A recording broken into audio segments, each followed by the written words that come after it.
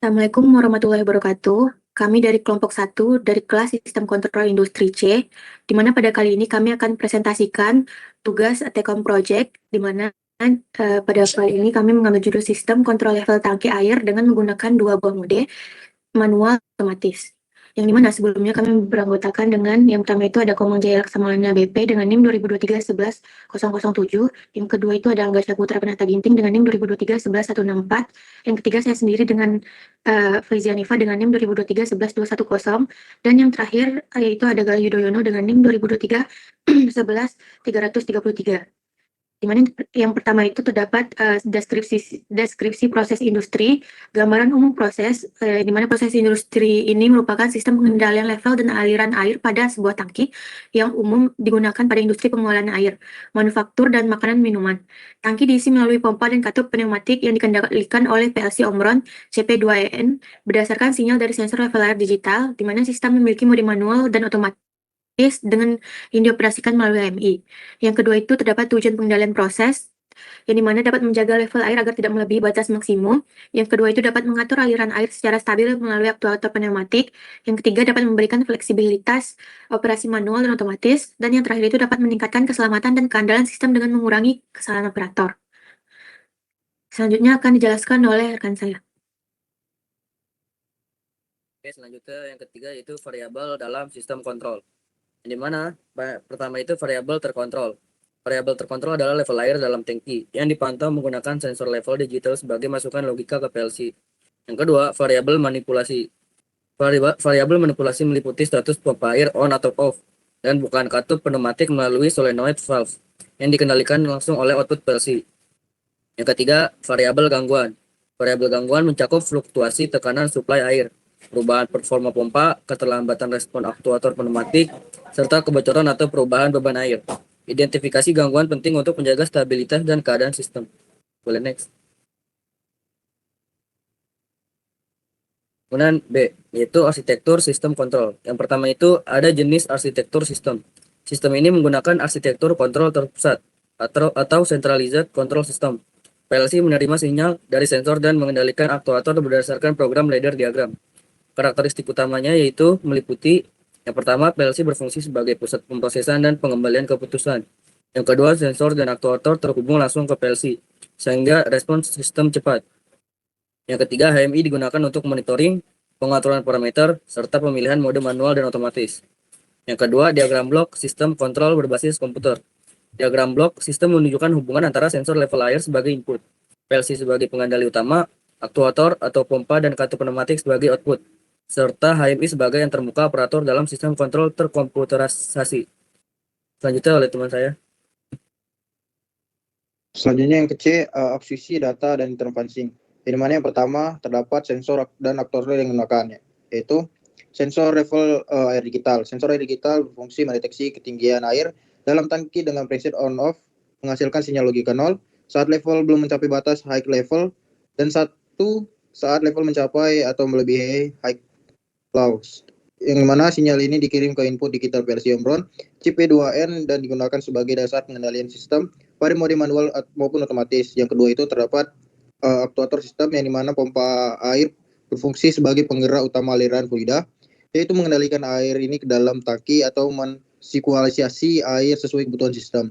Dan itu pompa dikendalikan secara on-off melalui output digital PLC dengan perantara kontraktor sebagai pengaman dan penguat daya.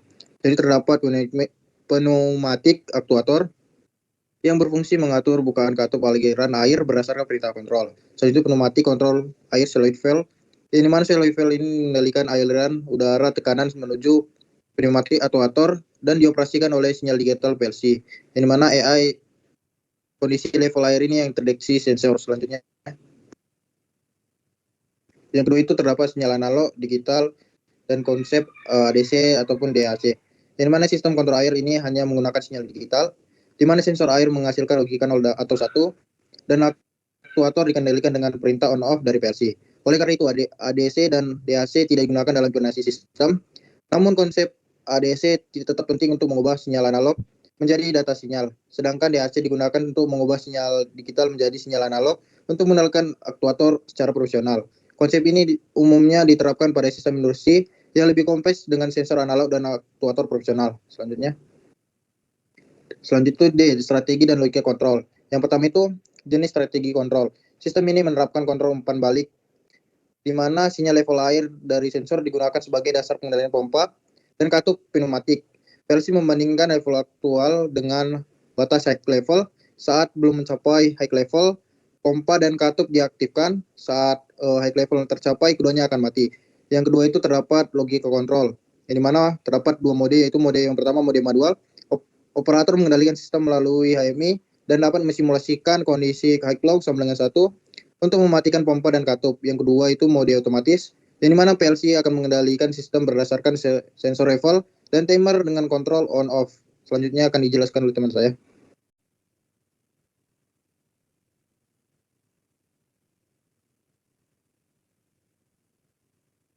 Oke, jadi pada kesempatan kali ini kita akan membahas mengenai poin flowchart atau ladder diagram dan juga HMI. Karena kami memilih ladder diagram, maka di sini akan melakukan simulasi mengenai ladder diagram dan HMI-nya. Jadi di sebelah kanan ini adalah HMI-nya, ada tombol mesin, sistem on atau off. Nanti di tangki ini ada sistem mode, dua mode, ada mode auto dan manual. On-kan saja mesinnya. Ketika kita mencet mesin, maka yang aktif itu adalah lampu indikator mesin dan juga ini mengindikasikan bahwa kontaktor sudah menyala. Kontaktor ini akan menghubungkan segala ladder diagram, segala kontak ataupun instruksi yang akan kita gunakan. Selanjutnya, ketika kita sudah pencet tombol on, ini belum berjalan sistemnya. Karena setelah itu kita harus memilih modenya. Kita pengen mode auto atau mode manual. Bedanya mode auto dan mode manual itu seperti ini. Ketika kita menggunakan mode auto, sensor levelnya itu, LL dan HL-nya, dia bakal ke trigger otomatis. Dikarenakan di sini ada instruksi timer dan juga increment. Sedangkan dalam kehidupan nyatanya, itu ladder diagramnya menggunakan ladder diagram manual. Karena seperti kita ketahui bahwa sensor level digital itu hanya memberikan logika 1 dan 0. Dan ketika kita bisa analogikan bahwa LL itu adalah ambang batasnya 10. Ketika dia kapasitas air dari tangki ini sudah melebihi dari 10, maka sensor level LL dia akan berlogika 1.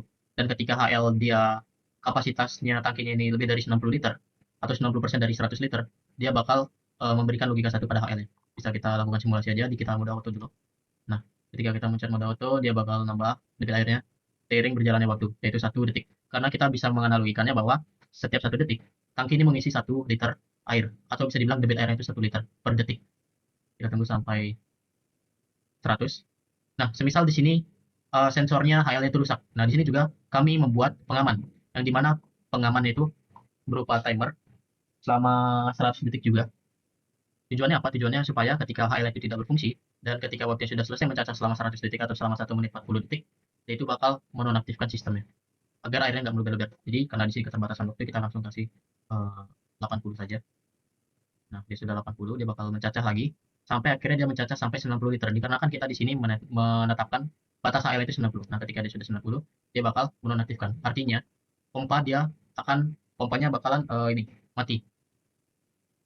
Pompanya mati, dan di sini ada counter full tank. Artinya ketika dia sudah menyentuh HL sebanyak 1 kali, yang awalnya 10 di sini berubah menjadi 9, itu menandakan bahwa tangkinya ini sudah diisi selama 1 kali atau 2 kali di sini kebetulan. Selanjutnya, di sini ketika kita ibaratkanlah tangki, pasti dia bakal dipakai untuk keperluan lain seperti mandi, seperti menyiram tanaman. Nah, di sini kita bisa mengaktifkan control valve, artinya tangkinya bakal berkurang. Tangkinya berkurang. Dan bagaimana jika ketika kita mengaktifkan mode auto sekaligus kita menggunakan airnya? Maka yang akan terjadi adalah debit airnya tetap. Karena kita bisa analogikan bahwa air yang masuk sama dengan air yang keluar. Air yang masuk itu 1 liter per detik, dan air yang keluar itu 1 liter per detik juga. Karena valve-nya itu kita analogikan 1 liter per detik juga. Berbeda dengan mode manual. Mode manual itu akan aktif HL-nya ketika kita memencet HL. Tombol HL di sini manual. Tadi kan kalau kita pakai mode auto, di sini HL langsung otomatis HL-nya. Nah, di sini dia melebihi dikarenakan kita harus mencet manual. Karena sejatinya kalau kita berkaca dengan penerapan PLC dalam kehidupan sehari-hari secara nyata, itu bakal otomatis sendiri nyatanya di sini. Karena kita melakukan simulasi, kita lebih mudah membayangkannya ketika kita menggunakan mode auto. Mungkin sekian dari pemaparan yang bisa saya sampaikan. Saya serahkan ke moderator. Baiklah, sekian presentasi dari kelompok kami. Mohon maaf apabila ada kesalahan kata maupun kalimat. Terima kasih. Wabillahi taufiq wal hidayah. Wassalamualaikum warahmatullahi wabarakatuh.